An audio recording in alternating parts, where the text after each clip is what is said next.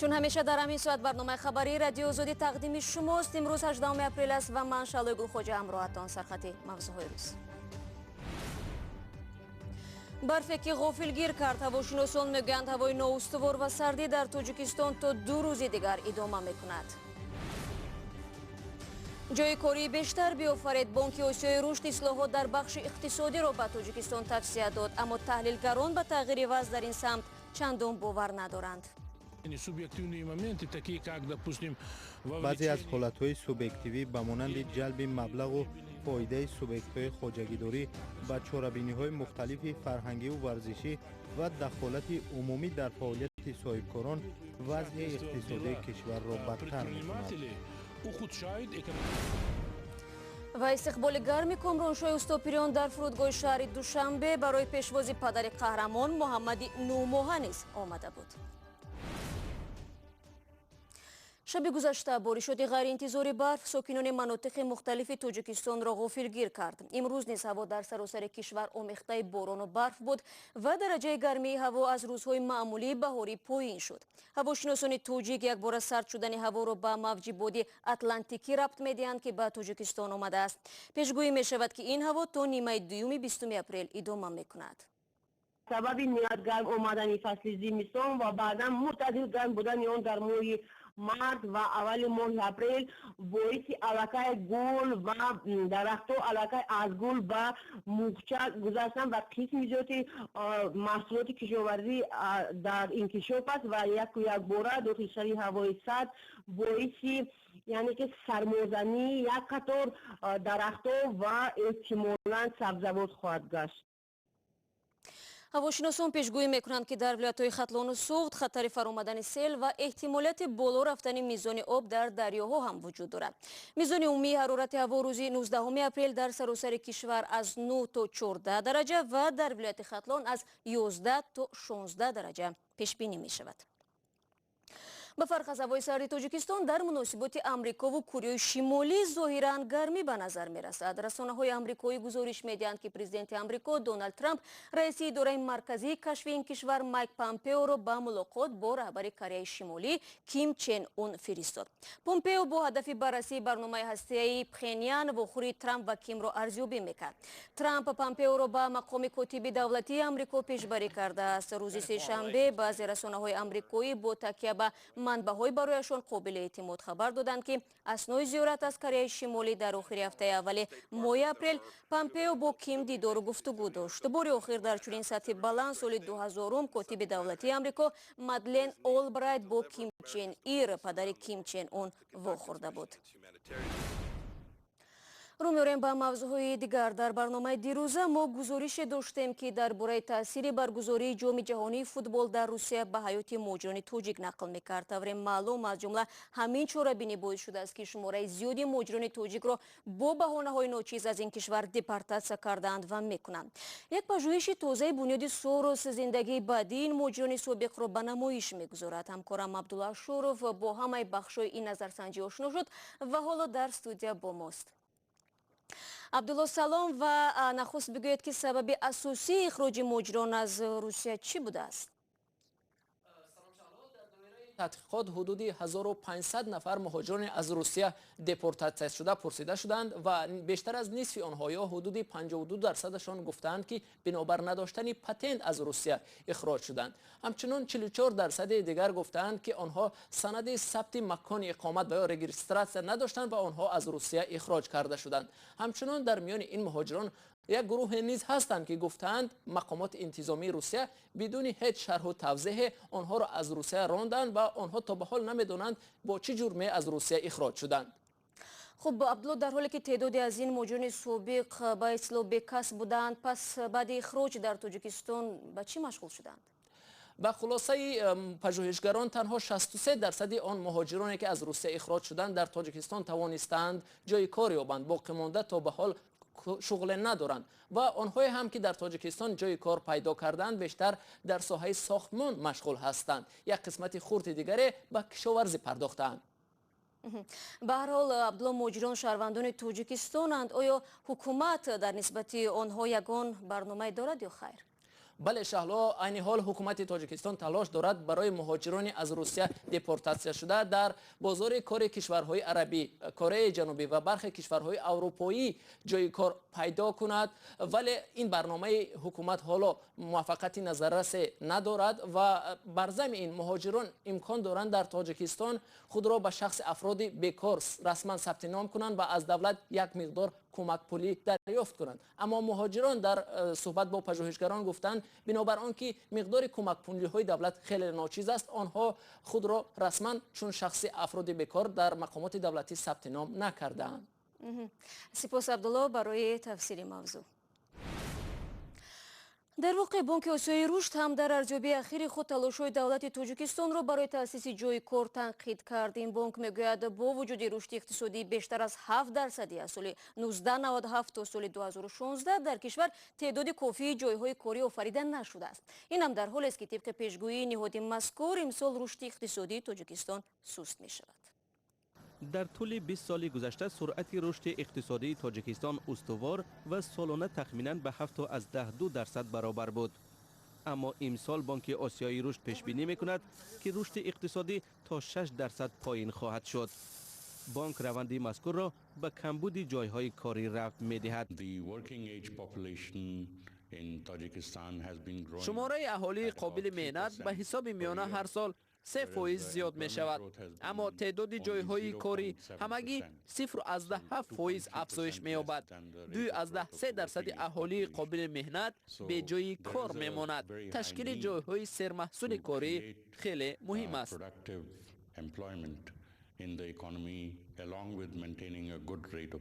متخصصان برای جلوگیری از این روند توصیه‌های خود را پیشنهاد نمودند.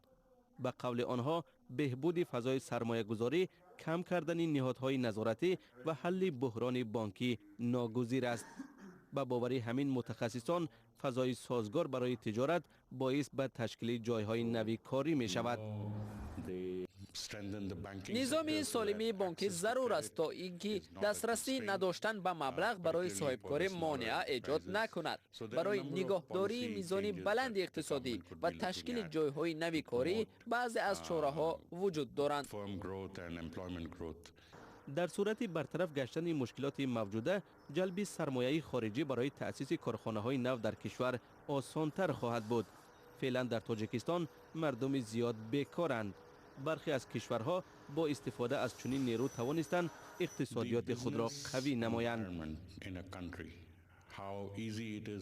فضای آزادی صاحبکاری در کشور نه تنها بر رشد فعالیت تاجران داخلی تاثیر می‌گذارد، بلکه برای جلب سرمایه خارجی مساعدت می‌کند.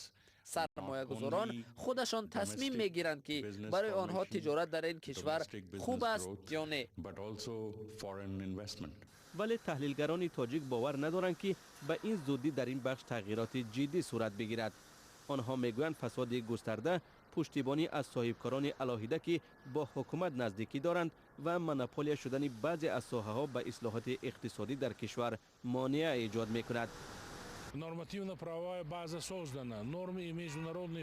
اساس قانونی وجود دارد. معیارها و قاعده‌های جهانی در این زمینه قبول شده‌اند، ولی متاسفانه بعضی از حالت‌های سوبیکتیوی به مانند جلب مبلغ و فایده سوبیکت‌های خواجگی‌داری به چاره‌بینی‌های مختلف فرهنگی و ورزشی و دخالت عمومی در فعالیت صاحبکاران وضع اقتصادی کشور را بدتر می‌کند. با وجود آنکه پیشبینی بانک آسیایی رشد خوشبین کننده نیست، اما اقتصاد تاجیکستان در نهایت امر به وضعیت کشورهای شریکان تجارتی آن از جمله روسیه و قزاقستان و ازبکستان سخت وابسته می باشد. شما برنامه خبری رادیو آزادی رو تماشا دارید. یک پهلوان توجیک که در زمان جنگ شهروندی معتاد مواد مخدر شد، پس از تلاش‌های زیاد به حیات سالم برگشت. گذشته از این، حالا او به تمرین دادن شاگردان شروع کرده و مهمتر از همه انتخاب راه درست را در زندگی به آنها یاد می‌دهد. تفصیلات بیشتر را درباره این ساکنین ناحیه وخش از مومن احمدی میشنویم. شریف بک پهلوان تمرین‌های هر روزش را از نصیحت شاگردان آغاز می‌کند. او تجربه زندگی تلخ را دارد و می‌داند عاقبت قدم کج تا کجا می‌برد. روزا را دیدیم خطر همین یک چیزی بوده که آدم یکمش همین مایل میکرده میکشته آخرش مردن بوده یا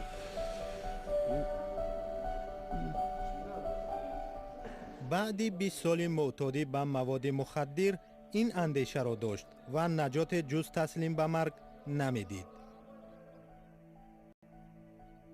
همش از سال 1992 آوان جنگ شهروندی در ناحیه وخش سر شد. او قماندان یکی از گروه‌های درگیر بود. سال 92 بوده همین افغان‌ها اومدن روسیه و فوقتی هر دنیم هم جنگ میکردن ما اسلام دیدیم شون جنگ شونه اسلام بودیم هموان آخری. شریف بیگ 27 ساله بود که برای او جنگ تمام شد. عادت و خاطره های جنگ باشند دامن او را سر ندادند.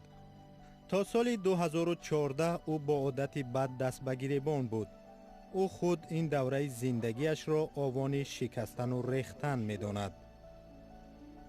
من 15 سالگی در چمپیون ریسپوبلیکا چند کراچ دیگه 15 سالگی در استاد اسپورت تاجیکستان بودم اکر همین در امختش دیم همه کار دیگه مرا برو سال 2014 با امداد سازمان‌های جمعیتی شریف بیگ به تدریج به طبابت خود شروع کرد. خمار مخدرات اذیت‌آور بود. خواهش زیستن در او غلبه کرد.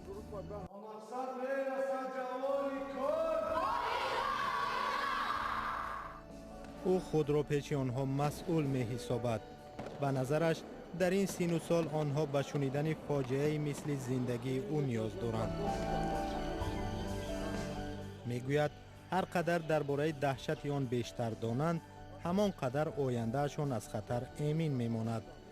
در قطار آنها 4 نبیره او نیز هستند که در کنارش به وی میرسند.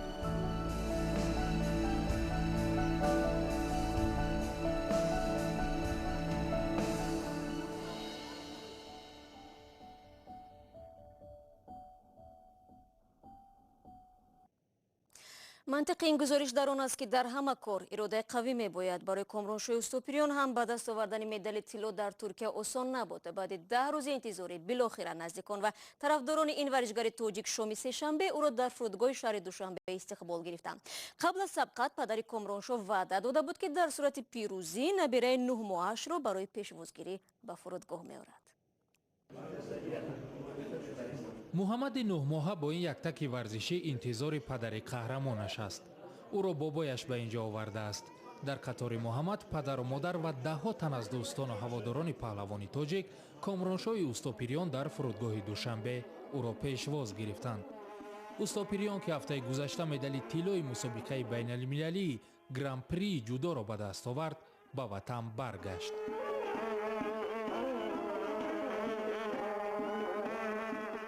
باری اول است که محمدی من برای پیشوازی من آمد و از سال 2017 باز هرچنده که محمد به دنیا آمد بازم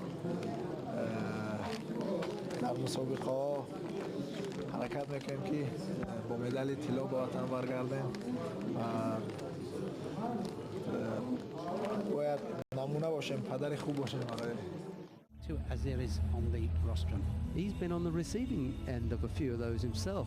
کامرانشو که در این مسابقات به 4 رقیب خود غالب آمد در دور نهایی قهرمانی جهان نمانیا مجدوف از سربیا را شکست داد. قوازمایه است. این گوشتین جدا خیلی نازک است و در سال 2017 وی قهرمان جهان بود، من قهرمان آسیا و خوشبختانه من با خیلی پیشنهادهای مربی را گوش کرده و او را با اصولی هم تکنیکی و تاکتیکی او را مغلوب ساختن و صدامون جای اول داشتن. با امید کامیابی بیشتر و نه تنها در رشته ورزش نشر امروزه برنامه خبر را انجام میدیم. تشکر که تا آخر برنامه ما را همراهی کردید. تا فردا خدا نگهدار.